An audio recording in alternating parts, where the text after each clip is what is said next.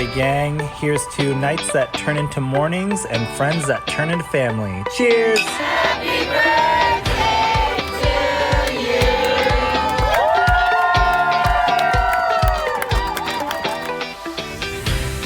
Hello, and welcome to the Friendship IRL podcast. I'm your host, Alex Alexander.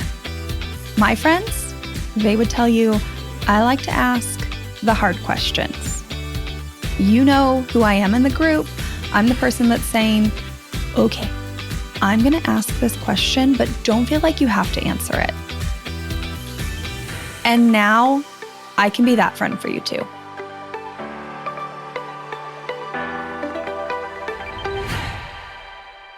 Truly, no part of me wants to record this episode right now.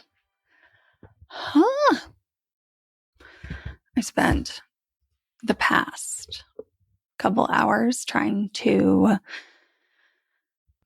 psych myself up for this one. I don't even know if it's psych myself up. There's no way to psych myself up for this. I've been trying to not run. I've been trying to keep up the courage to hit record. So here we are. My heart feels like it's going to beat out of my chest, and I'm just going to keep going. If you follow me on Instagram, you might have seen me talk about this topic a little bit, very briefly. On Instagram stories, you can only talk for, a couple minutes. I think I ended up at 2 or 3 minutes, and I barely scratched the surface. But today, I want to talk a little bit about my story and hopefully just give maybe a new perspective out there. Because I get real fired up, incredibly fired up, when I see certain conversations happening on the internet. There's a lot of conversations out there right now about, and maybe it's just my algorithms. Maybe you're not seeing this because I actually watch the videos, so they keep serving them to me. But conversations about family dynamics are happening out there, about being estranged or no contact with family members, about sibling relationships, about all these things. And I think they're great conversations. I feel seen by these conversations. I feel like people are saying things that I wish I had said before. Now, not all of them apply to me. Everybody's situation is unique, but even though they're not easy topics, and I get why a lot of people would probably scroll past them, they are important.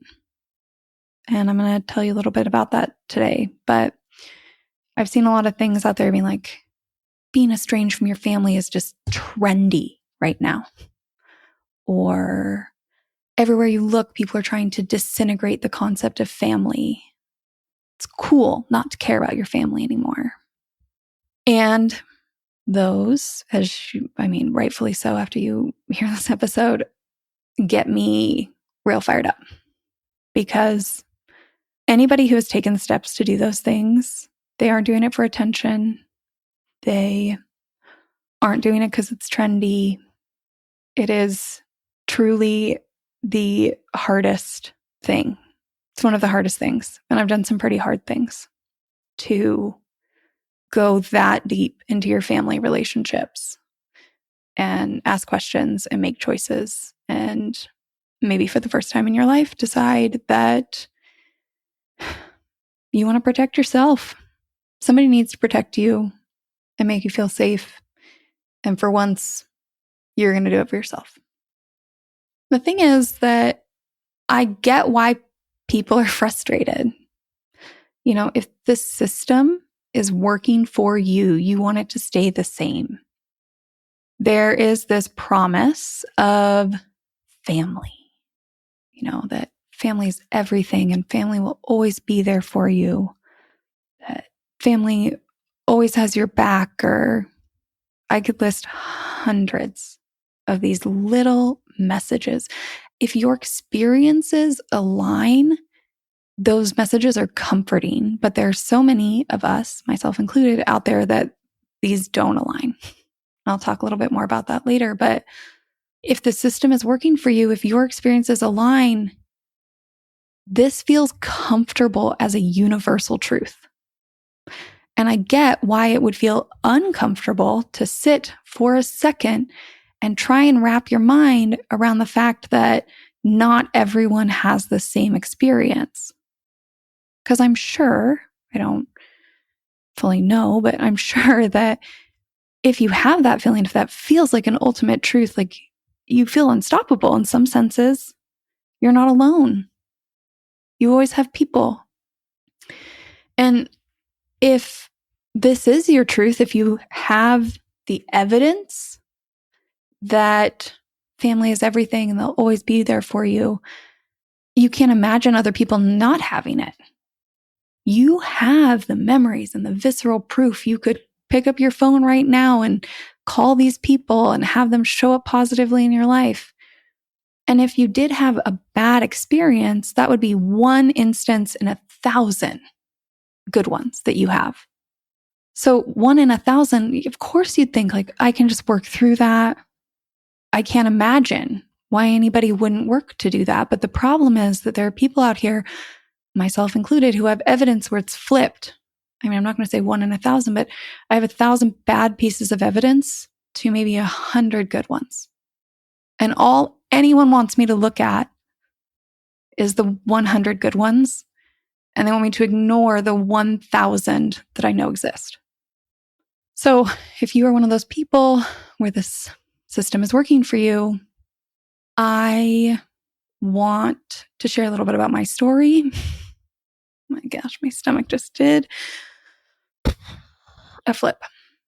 And I know this is going to be uncomfortable to imagine that this is somebody's reality, I guess. I'm not going to go into, I really just don't think I need to lay out exact examples, hopefully, to get you to believe me. And if I do, then sorry. I'm not going to do that. It's just saved for me and my therapist. Because the thing is that there are an immense number of people like me who are silently suffering because the system doesn't work for them. And these people like me, we've always been there. This is not a new occurrence. We've just been quiet. We've hidden the pain. We felt ashamed and unworthy. So it's not that being estranged is trendy or disintegrating family is cool. People are just talking about it. People are asking others to have some compassion that more than one reality can exist, that the system doesn't work for everybody, and that we'd like to be seen too. So I don't normally love statistics. I mean, they're fine. In my everyday life, I read a lot of statistics, but I actually make it a point not to throw a lot of statistics around on this podcast and on my platform because sometimes I feel like they're kind of used as scare tactics. And that's just not my thing. That's not my thing. But I need something to show the severity of what I'm about to tell you without giving a bunch of examples.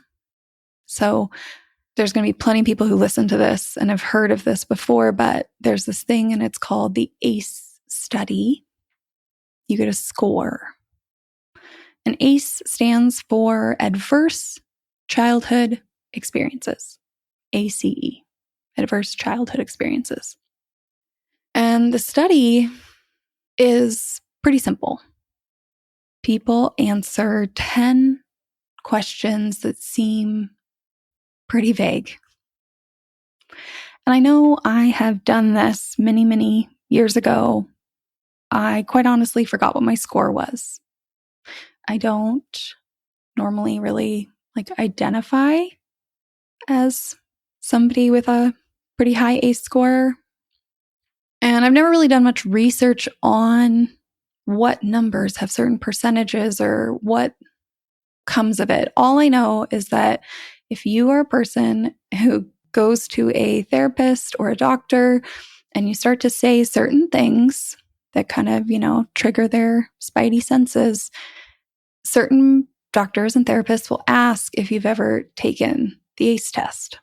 Now, if you've never heard of this before, that's a great thing because you've never triggered a doctor or therapist's spidey senses. But like this just happened to me again recently. I switched doctors and, they're just asking about your medical history. If anybody in my family had a certain type of cancer or disease or this or that.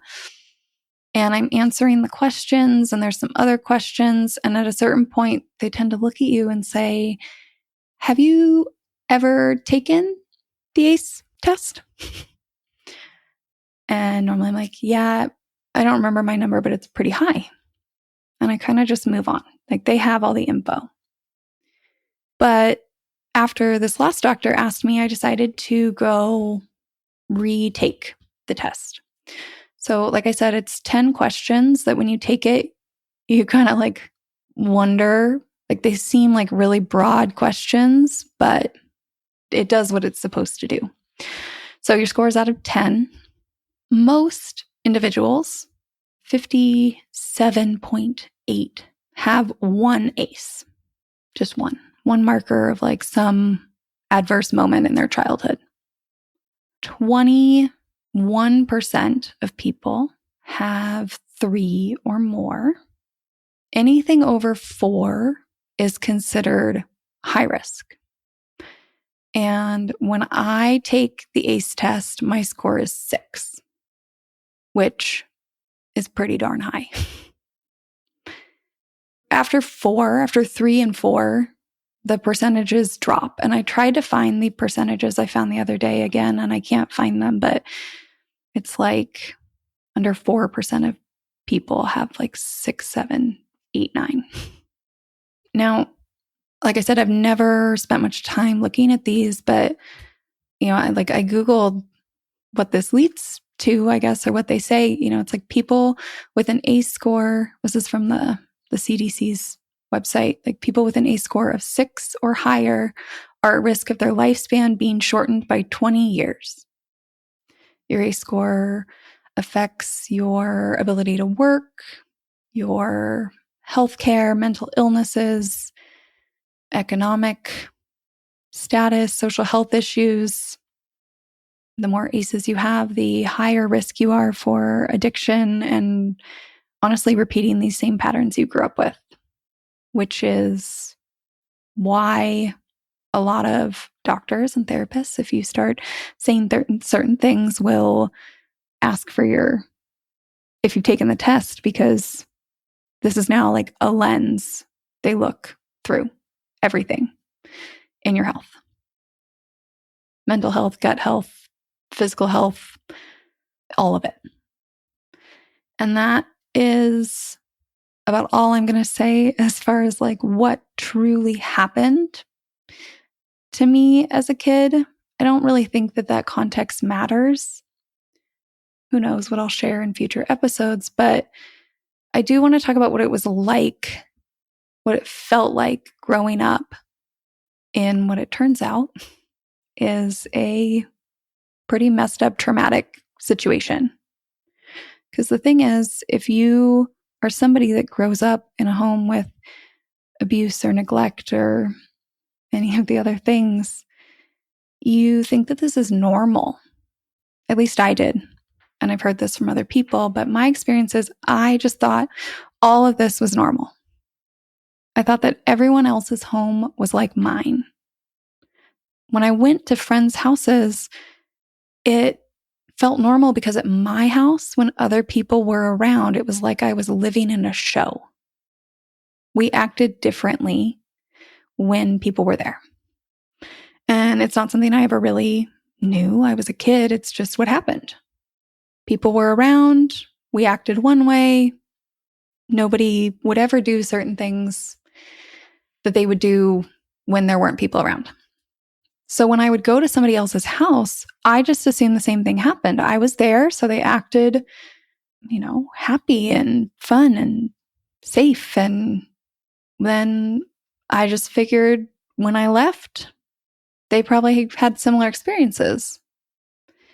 And I'm sure certain people or friends had certain things that were different or not great in their childhood, but I've come to find out that it was not the same extreme that I had.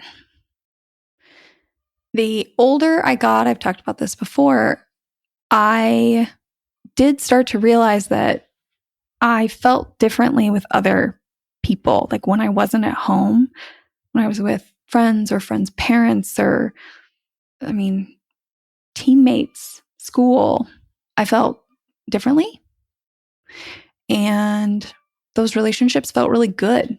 So I leaned into them. And when I left my house, I had this great support system with people I could depend on. So it's literally like I lived two lives.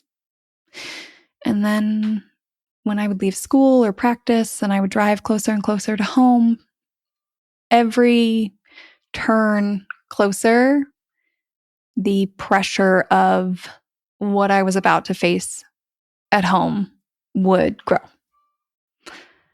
I didn't know that anybody else didn't feel the same way. I was a kid. This isn't something I really talked about with my other middle school friends. It was just my normal, and I assumed it was everybody else's. I didn't know any different. The older I got, I did realize that what my home life was, I didn't want it to be that way.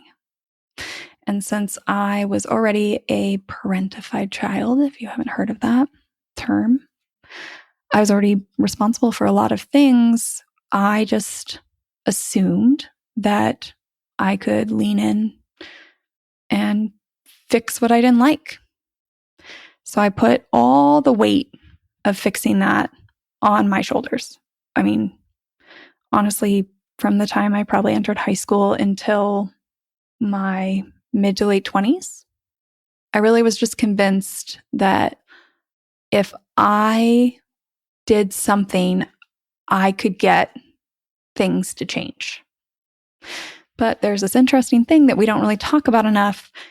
One, I couldn't get things to change. I'm a kid. That's not my responsibility. Believe me, I've done hundreds of hours of therapy. I'm well aware. I'm just trying to tell you what this felt like as far as I remember it in the moment. But the thing that I don't think we talk about enough is that kids really have no power. The way that our systems and our society are set up, kids fall under their parents. What their parents say goes. And even if I were to have voiced things to other adults outside my immediate family, had they approached my family, my word wouldn't have really mattered. It would have been a huge fight for them to actually make a difference, for them to actually change things. And that does happen for some kids, but I think it's just very important to remember that children are truly at the mercy of their parents because of the systems we've created, because of these nuclear families. Not a lot of adults are let in. And even if they are let in to see things, is it a show? And even if they do witness it and they approach the parent, in the end, the parent is the one that has the power.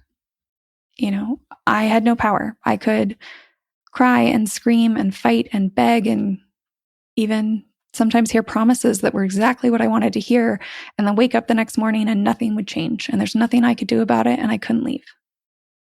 And this, what I'm telling you, is happening to kids all around the world, all the time. And then these kids go out into the world where everyone is telling them family is everything, and you can always depend on your family. You should be spending time with your family.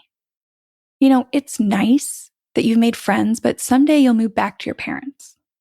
And the amount of shame that exists when, as a kid, you have no power, but you have all this responsibility to take care of yourself and maybe others, maybe your siblings, maybe your parents. You can't do it. You can't change it, right? I was a kid that was truly powerless, but had so much responsibility. I did do a lot of things. I felt ashamed I couldn't do this one thing. So you're carrying around all this shame. You're like, why can't I make this happen? Why does everyone else get to have this family that's great and everything, and I don't have it? Why does everyone keep telling me this exists, but it's not my reality? What is wrong with me? I truly think everyone wants family. We want to belong, have people we call on our bad days. We want people to see us as our truest selves or feel that there's unconditional love. And that is why I have worked so hard, mostly without even knowing it, to build my own family out of friends, because I see that those feelings are worthy, that family is worthy. And I'm so happy for anyone who just has it, where the systems and the societal messages align with your experience. But I wasn't lucky like that.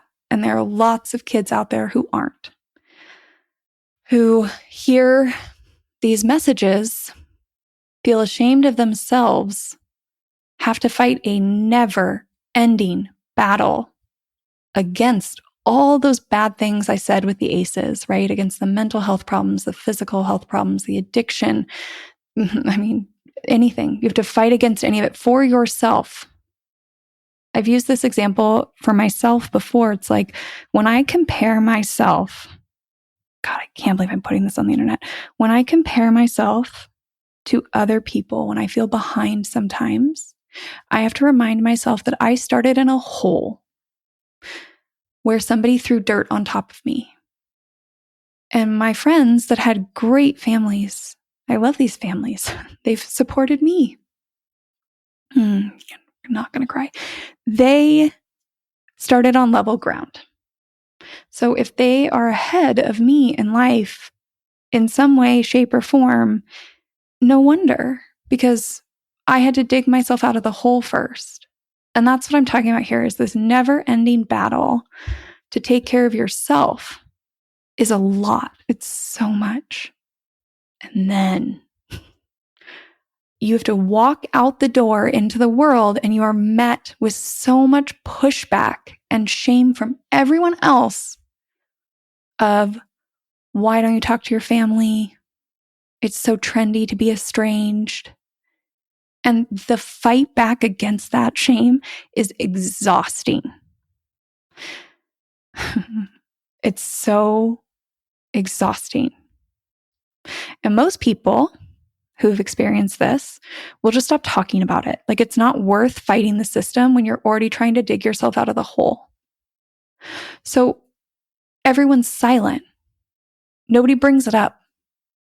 Partially because you want to know why you don't have it, why the system doesn't work for you, why these messages you're told about family, the experiences don't align.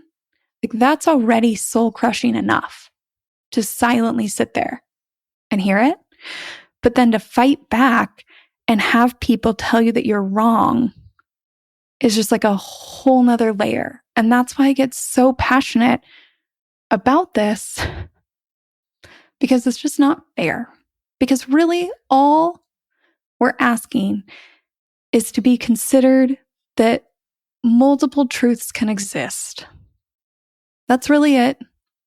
Because if multiple truths can't exist, if you just silently sit there with this belief that you're going to go through life alone, that nobody's going to be there for you if you give up, that does not help anybody fight their way out of the hole.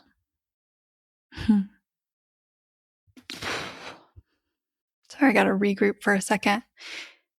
I can't imagine, if I'm being really honest here, I mean, this whole thing is far too honest. Like, if I end up having kids, I would stop at nothing to try and give my kids level ground. And even if I don't have kids, we don't know what we're going to do. We have no idea. I would stop at nothing to do whatever small actions I can for my nieces and nephews, all the kiddos in my life, because I love them so much, to help them be on level ground. And if they aren't, I'd help them get there. Like, I am so happy for anyone who doesn't have these experiences that I have had, which I think is why I'm so nervous about this episode, is because this is such a charged topic. This whole family is everything. And I don't want to tear down anyone's belief. Like, if that's what you have, I am so happy for you. I truly want that for everybody, including myself. So what can we take from this episode? You know, I didn't know, like I said, that my childhood was so traumatic. I really, truly didn't even know until I made a therapist cry a couple of years ago. You know, some people do, some people don't. But whether you have said this out loud, thought it, whatever, the people whose experiences don't align with the societal messages, like, on some level, they know, because it hurts when they hear them. Because they're already fighting this internal battle with themselves, and then they have to go out in the world and fight the battle again. So I'm going to tell you a little story about one of my friends. Now, I have a lot of great friends. I've talked about this before, about being honest on one level or another about my experiences. And I mean, I did that because I wanted to connect with my friends, because I wanted them to understand how important they were to me. It was a very, very, very slow process. You know, friends I'd had for decades, not decades, a decade, finding out things they had never known. But even the little things I've said, you know, me sharing this to you, if I could tell you what I hope you take away, is this story about my friend C. Now, C has a great family. Nobody's family is perfect, but hers is pretty darn amazing. And I adore them, truly.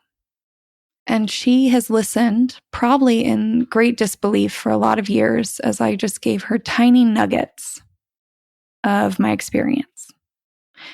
Quite often without even really any stories of things. And she told me, I don't know, this was maybe 6 months ago, she was talking to someone, and that person had somebody tell them, you know, that they were going no contact with a family member. And my friend, this person my friend C was talking to, said, you know, you just don't treat family that way. Again, these little messages. And my friend C's response was, you know, like, if they've decided to actually take action on this, to not speak to their parent anymore, there is probably a mile-long list of reasons that has led them to that decision that they've never shared with you. Like, people don't just do this. They're probably heartbroken. And we need to believe them. It's already hard enough to do this without everyone else around them adding pressure that what they've painstakingly decided to do is wrong. And the reason this makes me feel so seen, it's not even about me, but it is that I have shared my story in very small segments over a lot of years that contradicts everything of her experience. And her takeaway was to give a little more compassion, to hold that there might be multiple truths, to remember how painful this has been for me, even if she didn't know what the backstory is. So if you are someone who has a great family situation and you can't imagine doing the things that someone is telling you, like like not speaking to your family or setting super strict boundaries. I just please remember my story. Please be a C. Please believe someone and stop forcing these narratives. Hold that two truths can exist, even if you don't understand it. And finally, if you have space, offer it to that person. I've talked about this before in my holiday episodes. If you have a great family situation, let somebody in sometimes. Let them connect with your parents or show them that you care. If somebody tells you that they depend on you, that they think of you as family, I recorded this episode about chosen family. Really consider for a second, can you show up for them in the ways that would require? And I think we all think that has to be some overarching, all-encompassing way of showing up. But what it really might be is just asking them, what would you call me for in that realm, in that we are family, I would do anything for you?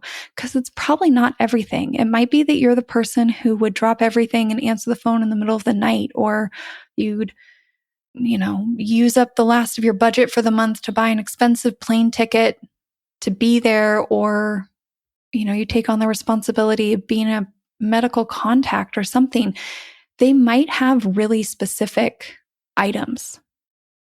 And it might be as simple as being invited to the holidays so they don't have to be alone, or connecting with other people in your life, parents or kids, or feeling like a sibling in certain situations.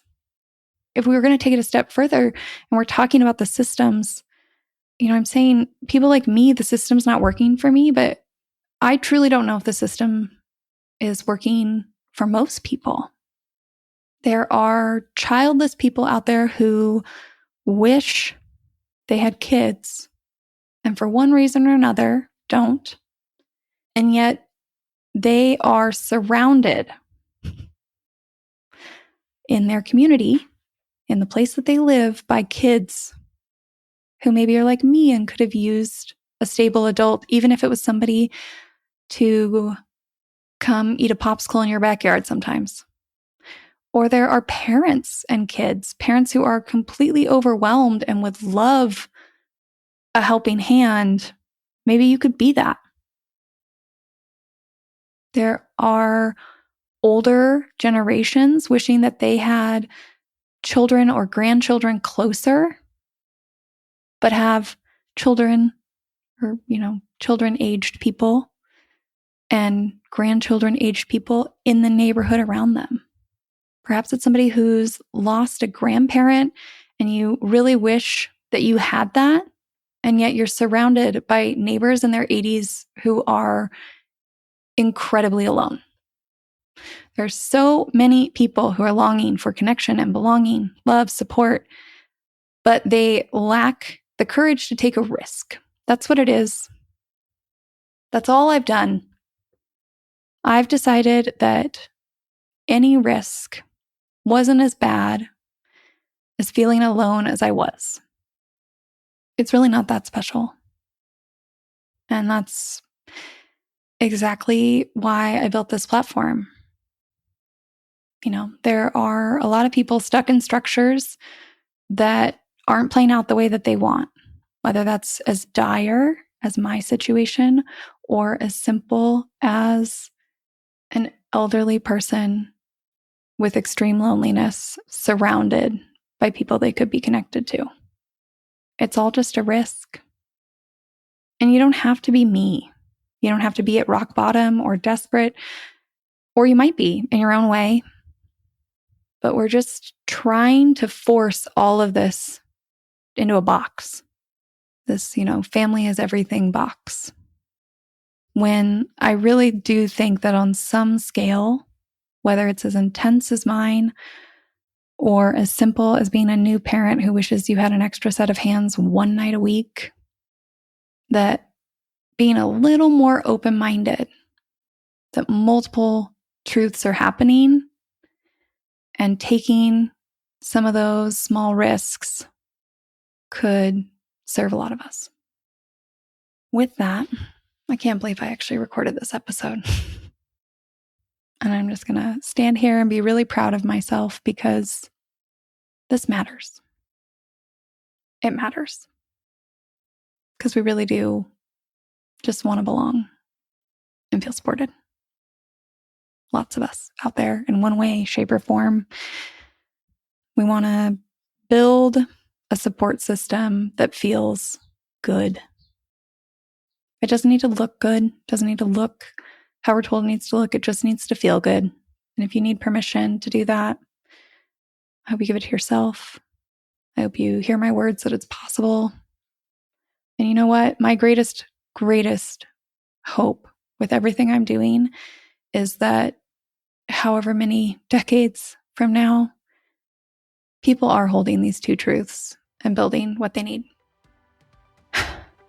I hope you all have a great rest of your week. I'm probably hiding under the covers right now with a massive vulnerability hangover, but I'll talk to you all soon. Thank you for listening to this episode of Friendship IRL. I am so honored to have these conversations with you, but don't let the chat die here. Send me a voice message. I created a special website just to chat with you. You can find it at alex.chat. You can also find me on Instagram. My handle @itsAlexAlexander, or go ahead and leave a review wherever you prefer to listen to podcasts. Now, if you want to take this conversation a step further, send this episode to a friend. Tell them you found it interesting and use what we just talked about as a conversation starter the next time you and your friend hang out.